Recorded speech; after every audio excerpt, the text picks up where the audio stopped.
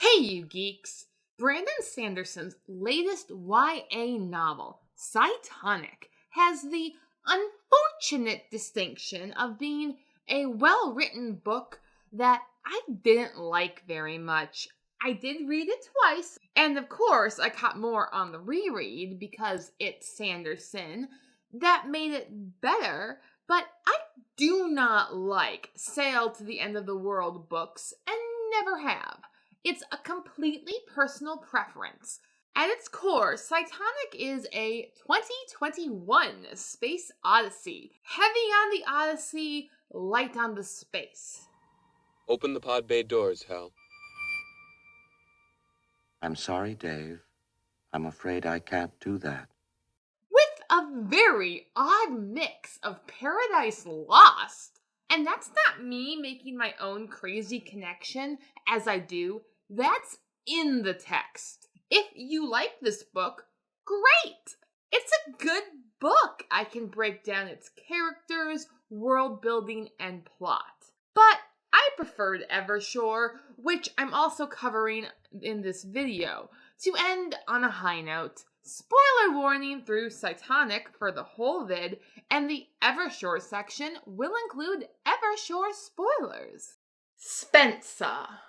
Her arc is very meta, as she learns the deeper meaning of stories. It's like in the great stories, Mr. Frodo. Folk in those stories had lots of chances of turning back, only they didn't. They kept going. In particular, she learns that Satan is not the hero of Paradise Lost. Before, she idealized his "'tis better to reign in hell than serve in heaven" quote. In the Nowhere, she is given the opportunity to live out her fantasy of being a pirate queen. You can reach toward that place where the earth meets the sky. Fight a battle, be brave, be true. Constantly going off on new adventures where she can forget all her problems and have no worries.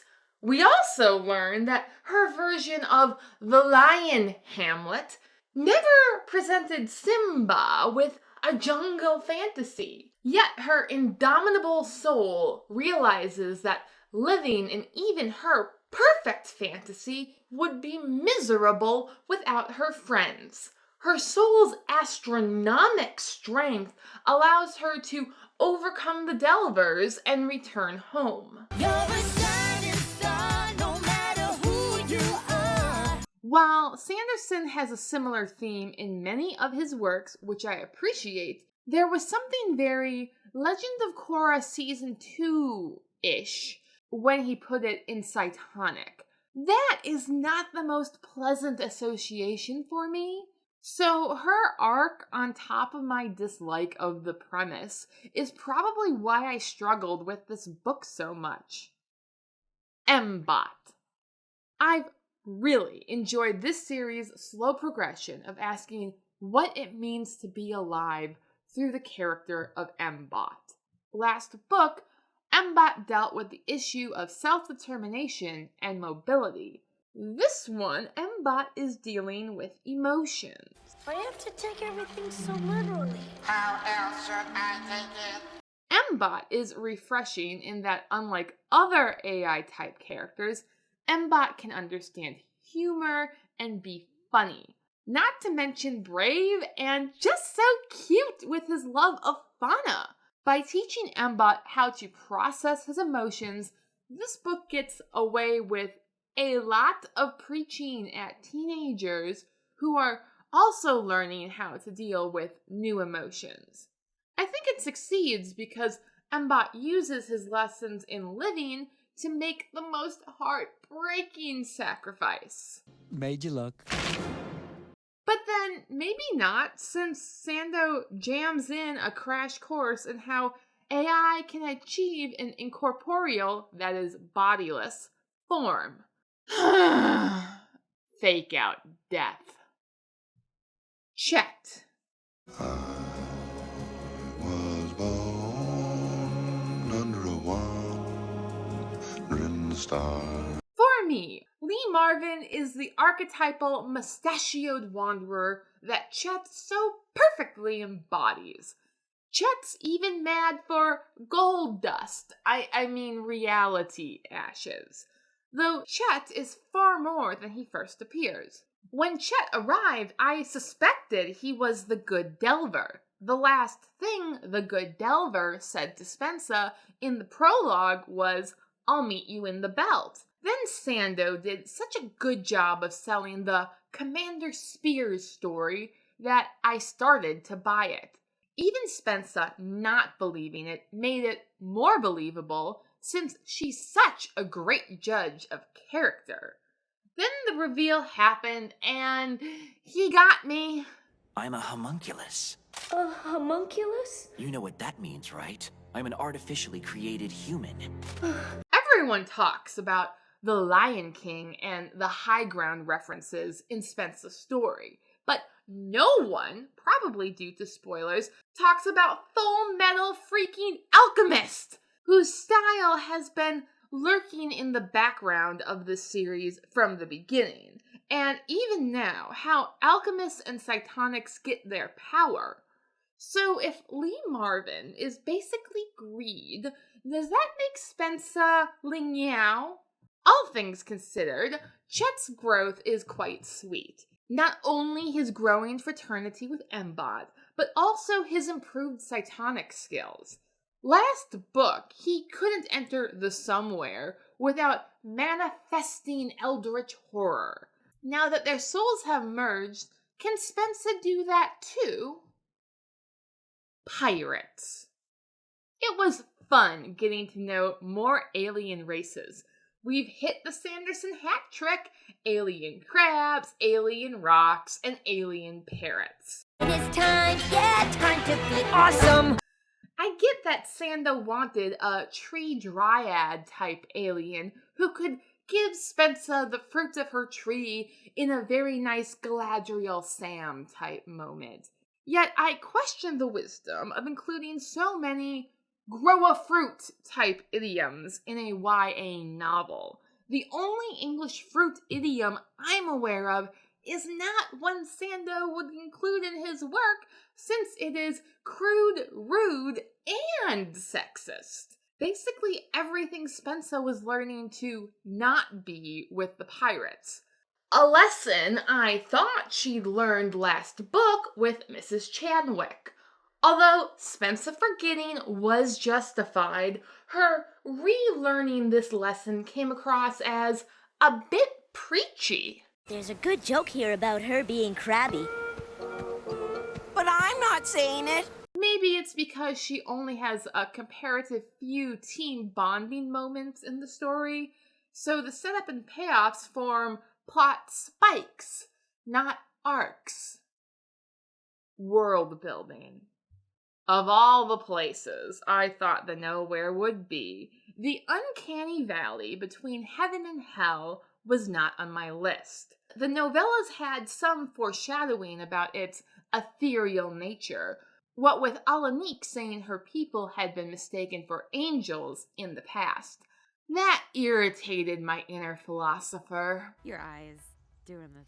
A working definition of angels is good, unchanging, incorporeal beings existing at a point outside of space and time, which is considered the highest heaven. Likewise, demons are considered unchanging, bodiless beings, but arguably exist in time and space since they were kicked out of heaven. Delvers are an odd mix of the two. Sanderson has Spensa playing with angels and diamonds, and I would say I'm imagining it, but the explicit Paradise Lost reference has me doubling down. Spensa was drawn in and given an opportunity to reign in the Nowhere, which is sort of like hell, but isn't, since it's a good place for some people to be, just not Spensa. Maxim, in passing, says that the Delvers keep them in limbo. Hey, let's do the limbo rock. Which is not only a 60s dance craze, but a location. And if you ask Dante, it's the nicest place in hell. I relegated a few characters there last year when I ranked the Cosmere villains. Spensa heroically travels out of hell towards the light burst at the center, which is sort of like heaven, but isn't, on account of being surrounded by evil AIs. Everything in the nowhere seems to be crafted in this dual, cool but creepy sort of way. There is no escaping Neverland. No one gets off this island without my permission. Here in Neverland, Spensa is finally given an opportunity to live out her fantasies of being a legendary hero on multiple mini-worlds where no one ever gets hurt. For her, it's like a paradise. But staying would mean the opposite of heroism, for a hero always returns. I'm gonna take your stick. No, not a stick! Hey! Where are you going? I'm going back! Good! Plot. I do enjoy that Sanderson is playing with the concept of space odyssey, asking not only what happens when an AI gains sapience, but he literally riffs off at least two versions of the voyage of Odysseus. The first being Spensa's journey home through the land of forgetfulness. You know, what's the big deal about going home anyway? And the second, Slightly less well known, is Odysseus's voyage to the land of the dead. Tellings vary on how that turned out for him. Homer makes it a side quest. Dante makes it his final destination. Oh yeah, they got hit by a thunderbolt before they got there. Tolkien riffs off it in The Fall of Numenor, and Lewis riffs off it in The Voyage of the Dawn Treader. The latter, Cytonic, clearly riffs off in several ways. A dragon pulling a sailing ship along with a sassy warrior rodent? If that's pure coincidence, I'll eat Spensa's boots. I am your guide. You're a star. While I'm not fond of the story's whole premise, my biggest issue is that I don't find AIs to be intimidating. I rate them above large cats and significantly below monsters of eldritch horror. Sure, AIs like large cats can totally kill me, but they are ultimately easily overcome by someone with proper training. A bunch of teenagers could do it. So I suppose it makes them a fitting antagonist for a YA series, but I was sort of disappointed by the big reveal. The Delvers are also the ghost, of sorts, of some dude's dead wife. Will our heroes win by setting her on fire? As for the other plot twists, having Doomslug hide as Spensa's pin was fun. On my reread, you can track Spensa hearing Doomslug cytonically, and even notice when Doomslug leaves. Doomslug's reasons for leaving, besides the plot demanding it, remain a bit hazy. So this beat feels rather contrived for a Sanderson book, even if it did serve the larger series question of why the slugs don't annoy the Delvers. Overall, I'm not fond of how blatantly contrived everything in the Nowhere is. I wasn't going to take a cheap shot at the Path of Elders quest, but... Hello, my name is Elder Grant. The story makes the unoriginal name a clue to Chet making up the quest after having roughly a week of independent thought. Compared to Mbot's wart eyeball insult, it's not too bad. Ultimately, I'm kind of bummed that Spensa bonded Chet. I've spent 3 books getting to know Mbot and had hoped he and Spensa would save the universe together. I guess they still could, with Mbot forming grief counseling sessions for Delvers in the Nowhere, and Spensa using her Delver powers to smash Braid and Winzik to smithereens.